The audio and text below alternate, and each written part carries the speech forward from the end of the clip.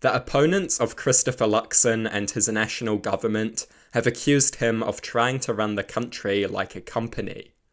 This is because Christopher Luxon has no experience in government, lots of experience as a CEO, and is managing the country like a company with an emphasis on cutting costs. Of course, the idea of running the country like a company excited former ACT Party leader Richard Prebble. Writing in the Herald, Prebble suggested that running the country like a company wasn't such a bad thing. Prebble defended the idea of running the country like a company. The idea that the country is being run like a company has taken an increasingly prominent position in political rhetoric. The simple reality is that a country should not be run like a company. The purpose of a company is to generate a profit. The purpose of a government is to serve the interests of the population. Making a profit and serving human well-being broadly are two pursuits that require hugely different management strategies. Treating the country like a company is dangerous. The governance of the country should seek to improve human well-being above all else. Human well-being is not a primary concern for the operation of a company.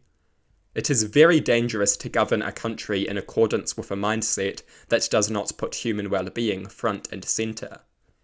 It is very dangerous to govern a country in accordance with a mindset that does not regard human well-being as the ultimate priority. Running the country like a company is dangerous. When profit is all you care about, you will end up cutting corners, failing to consider the well-being of people, and refusing to engage in social investment. The company is fundamentally an amoral entity that seeks to maximize its profit. The government, meanwhile, should be governed in a way that takes morality into account. The government does not exist to generate profit. The company does. These institutions are nothing alike and should not be governed in similar ways. Why would you govern something without specific regard for its purpose? An institution or organization should be managed in accordance with its purpose. Since the state and the private company have entirely different purposes, they should not be managed in the same way. For people who spend a lot of time talking about common sense, Luxon and Prebble sure need some. These people talk about the need for economic common sense, but they don't have any. You can't manage the government in the same way you would manage a company because the purpose of the government and the purpose of a company are completely different. And when you are managing an organization, you must do so in accordance with its purpose.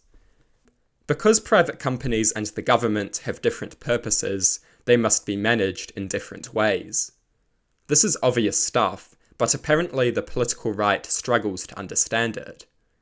For people who spend a lot of time talking about economic common sense, they sure don't have any.